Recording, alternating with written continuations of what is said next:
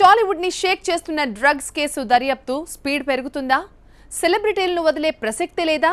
మరికొందరు కొత్త ప్రముఖుల పేర్లు కూడా తెర మీదకొస్తాయా? ఈ ప్రశ్నలకు తెలంగాణ ప్రభుత్వం అవును అనే సంకేతాలిస్తోంది. డ్రగ్స్ కేసును రాష్ట్ర ప్రభుత్వం సీరియస్ గా తీసుకుంటోంది. ఈ కేసుపై సీఎం కేసీఆర్ ఉన్నత స్థాయి సమీక్ష చేపట్టారు. ఈ సమావేశానికి డీజీపీ అనురాగ్ శర్మ, జంట నగరాల పోలీస్ కమిషనర్లు, ఐజీలతో పాటు excise and enforcement director Akun Sabharwal హాజరయ్యారు.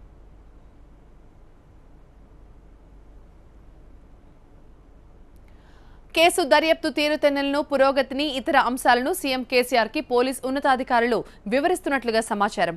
ఇప్పటిదాకా తాము ఎవరెవరికి నోటీసులు ఇచ్చింది, అందుకు ఆధారాలు ఎలా ఉన్నది ప్రభుత్వ సారథి దృష్టికి తీసుకువెళ్లారు పోలీస్ బాసులు.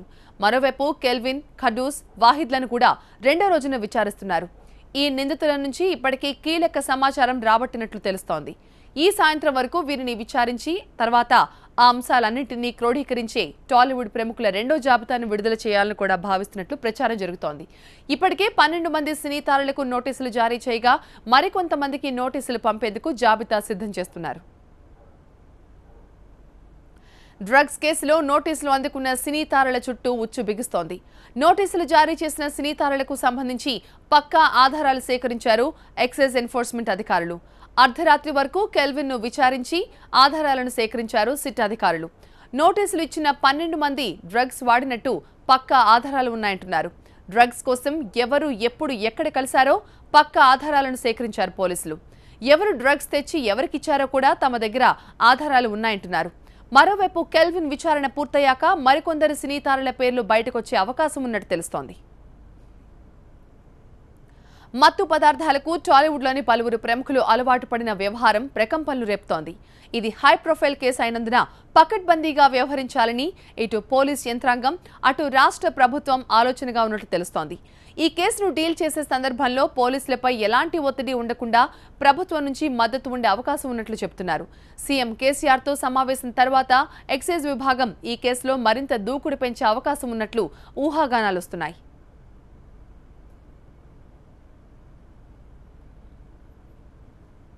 డ్రగ్స్ కేసులో టాలీవుడ్ ప్రముఖులు దోషులుగా తేలితే జైలుకే పోతారా? ఈ వ్యసనానికి శిక్ష నామమాత్రంగా ఉంటుందా లేక కఠినంగా ఉంటుందా అన్నదే అసలు పాయింట్. మన దేశంలో డ్రగ్స్ కేసులో బుక్ అయితే మహా అంటే జైలు జీవితాలకే పరిమితం. కానీ విదేశాల్లో మాత్రం డ్రగ్స్ కేసులో దోషి అని తేలితే అంతే సంగతులు. కొన్ని దేశాల్లో ఉరిశిక్షలుంటే మరికొన్ని దేశాల్లో ఏళ్ల తరబడి చిప్పకూడు తినక తప్పదు.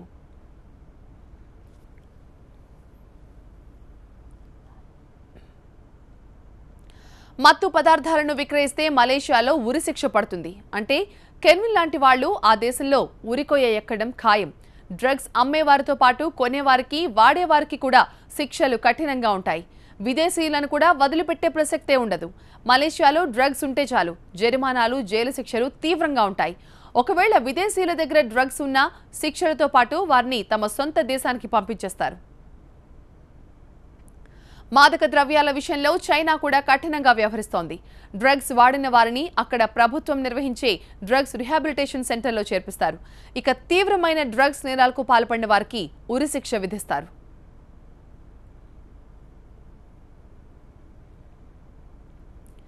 వియత్నాం కూడా డ్రగ్స్ కేసులను చాలా సీరియస్ గా తీసుకుంటోంది. అక్కడ చట్టాలు కఠినంగా ఉంటాయి. వియత్నాంలో హెరాయిన్ గుట్టుచప్పుడు కాకుండా విక్రయిస్తారు. ఒకవేళ ఎవరి దగ్గరైనా 1.3 పౌండ్ల కన్నా ఎక్కువ హెరాయిన్ దొరికితే ఉరిశిక్ష వేస్తారు. ఇందులో ఎవరికీ ఎలాంటి మినహాయింపు లేదు.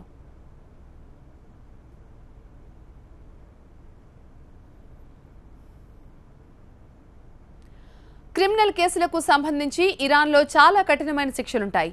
పొరుగున ఉన్న ఆఫ్ఘనిస్తాన్లో ఓపియంను ఎక్కువగా సాగు చేస్తారు. ఇది ఇరాన్లోకి దొంగ రూట్లో వస్తుంది. ఇరాన్లో ఓపియంతో పట్టుబడితే భారీ జరిమానాలు విధిస్తారు.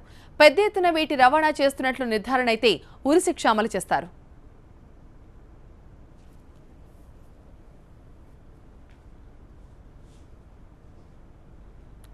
టూరిజానికి పెద్దపీట వేసి తమ దేశం ముఖ చిత్రాన్ని మార్చేసిన థాయిలాండ్ డ్రగ్స్ విషయంలో చాలా కఠినంగా ఉంటుంది. మత్తు పదార్థాలను రవాణా చేసేవారిని ఆ దేశంలో ఉరికంబానికి తీసుకువెళ్తారు.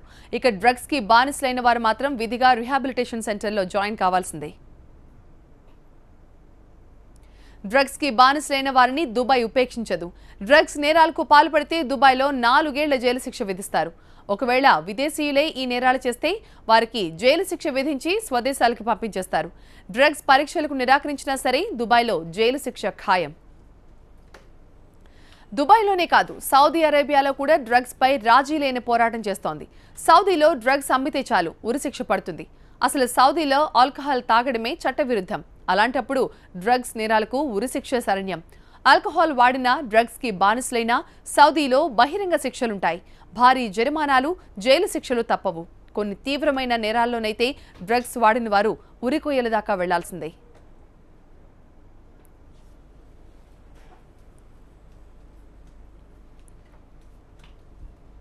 డ్రగ్స్ కేసు హైదరాబాద్ కి కళంకం తీసుకొస్తోంది. ఇన్నాళ్లు పంజాబ్, ముంబై, బెంగళూరులో అలజడి సృష్టించిన డ్రగ్స్ మాఫియా ఇప్పుడు హైదరాబాద్ మాయదారి మత్తు మందుకు అడ్డాగా మారుతోంది. అయితే ఆ డ్రగ్స్ దందా ఊసరవెల్లిలా మారకముందే కఠిన చర్యలు తీసుకోవాలని ఎన్ఫోర్స్మెంట్ డిపార్ట్మెంట్ భావిస్తోంది. డ్రగ్స్ కేసులో పట్టుబడే వాళ్ల తాట తీయడానికి రెడీ అవుతోంది.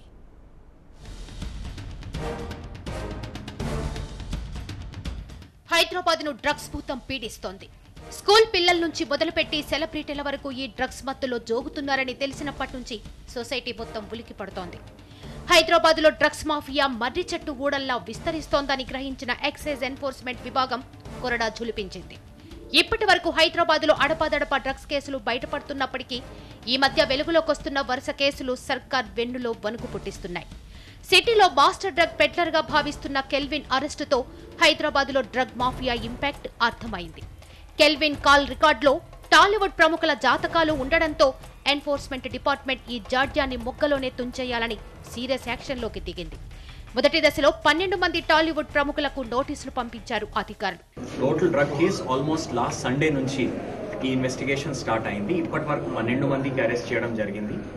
ఈ రోజు ఉదయం నిన్న నైట్ రేడ్స్ లో ఇంకా ఒక మనిషి ఎల్ఎస్డీతో దొరికారు. సో 13 మందికి ఇప్పటి వరకు అరెస్ట్ చేయడం జరిగినాయి.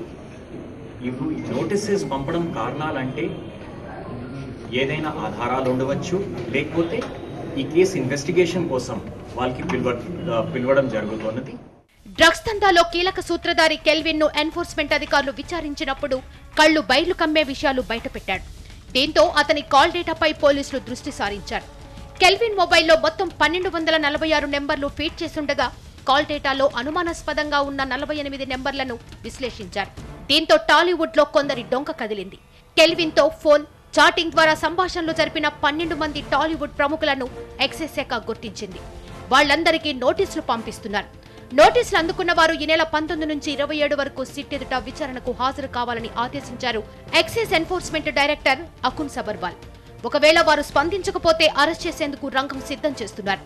ఎస్ఐటి టీమ్ అదే ప్రకారం ఇంకా కొంతమంది ఆఫీషియల్స్ తో కూర్చొని ఈ కేసు సంబంధించిన డిస్కషన్స్ జరుగుతున్నాయి.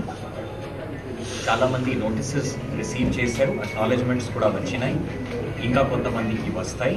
ఆ లిస్ట్ కంటిన్యూస్ గా ఆలోచన జరుగుతుంది. ఒక ఫోన్ లో చాలా వరకు రికార్డ్స్ ఉండవచ్చు, లేకపోతే ఇంటెరోగేషన్ టైంలో ఆయనకి ఫస్ట్ టైం ఆల్మోస్ట్ 24 hours ఇప్పుడు మళ్ళీ రిమాండ్ కి తీసుకోవడం జరుగుతుంది. సో ఈ కెల్విన్ ఒక్క మనిషి పేరు కాదు, ఆల్మోస్ట్ నిన్నటి వరకు 12 పర్సన్స్ అరెస్ట్ అయ్యారు.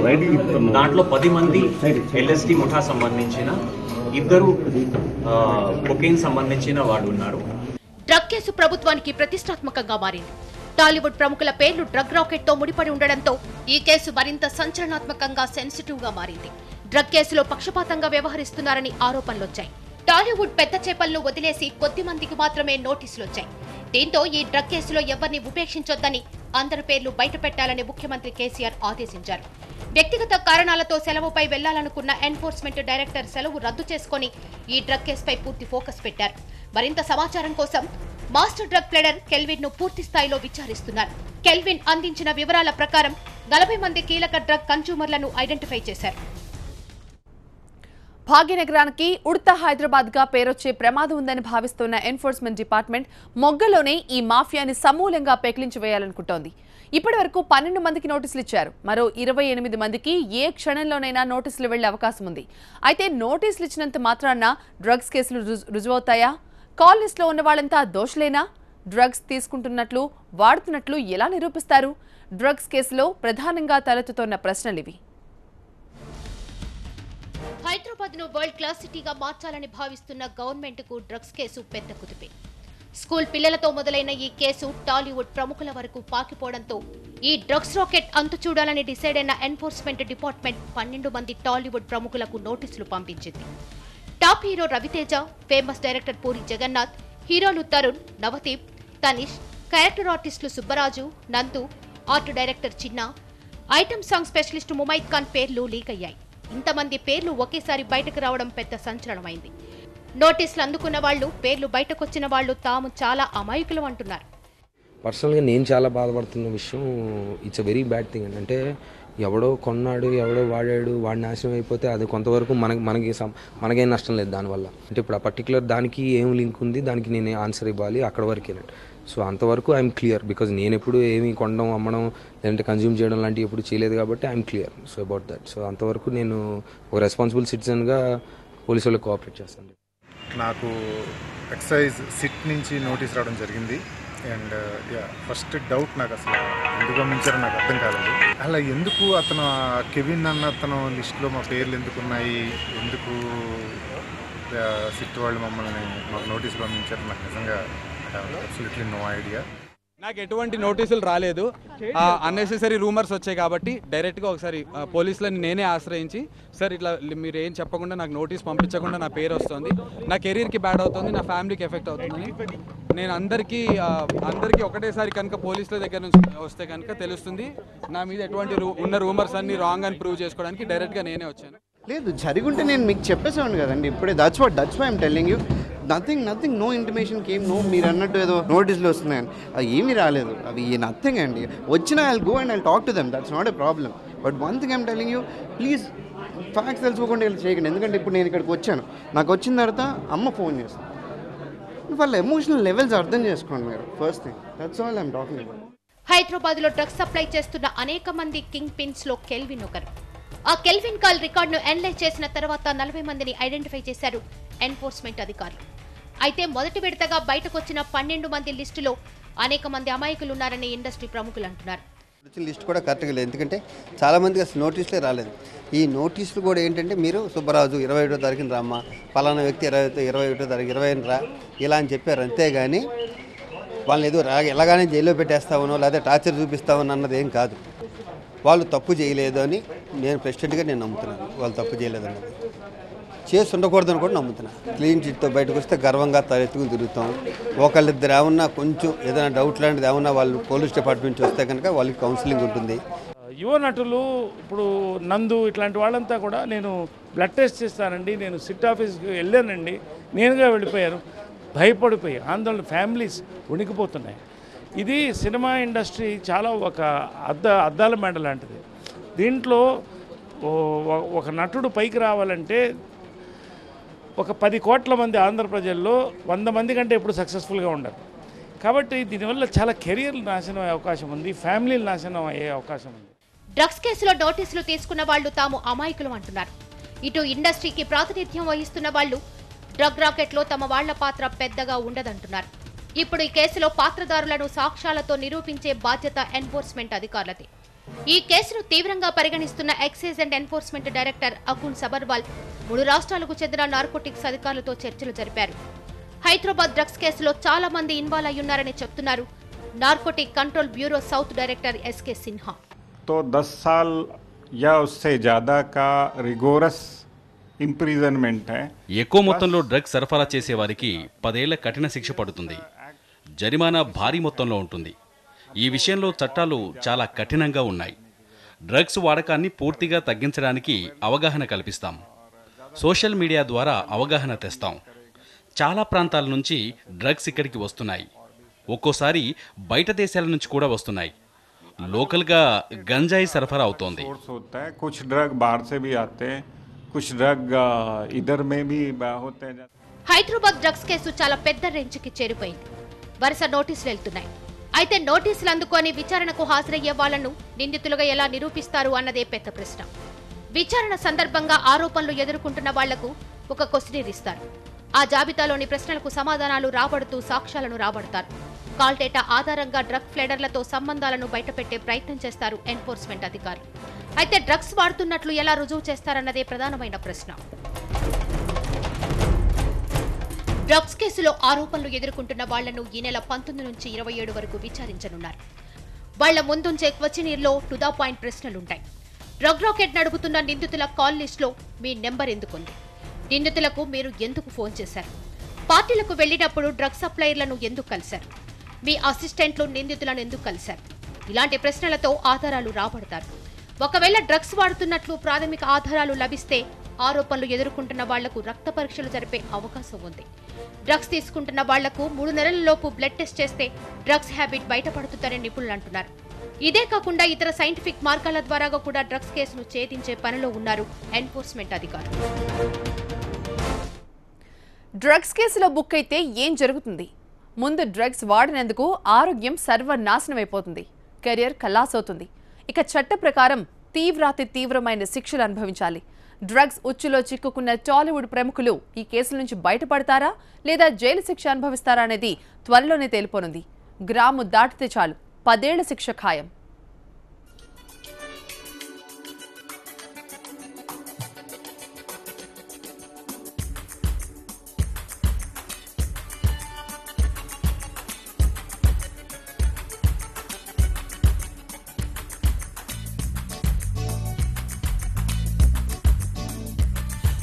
Sing and sing and swing and swing till I tumble down.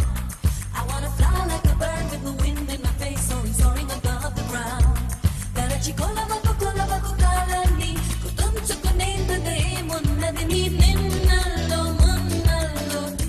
Tiki fun goes round, tiki fun goes on. Drugs కేసుతో టాలీవుడ్ ఉలిక్కి పడుతోంది. ఇప్పటికే 12 మంది పేర్లు వెలుగులోకి వచ్చాయి. ఇంకా ఎంతమంది జాతకాలు బయటపడతాయోనని ఫిల్మ్ ఇండస్ట్రీ భయపడుతోంది. టాప్ స్టార్లు, టెక్నీషియన్ల పేర్లు వెలుగులోకి వస్తుండడంతో ఎప్పుడు ఏం జరుగుతోందోనని టెన్షన్ పడుతున్నారు. మిగతా కేసుల కంటే డ్రగ్స్ కేసుల్లో శిక్షలు కఠినంగా ఉంటాయి. NDPS 1985 యాక్ట్ ప్రకారం శిక్షలు విధిస్తారు. ఈ నెల 19 తర్వాత జరిగే విచారణలో ప్రముఖుల భవిష్యత్ తేలనుంది.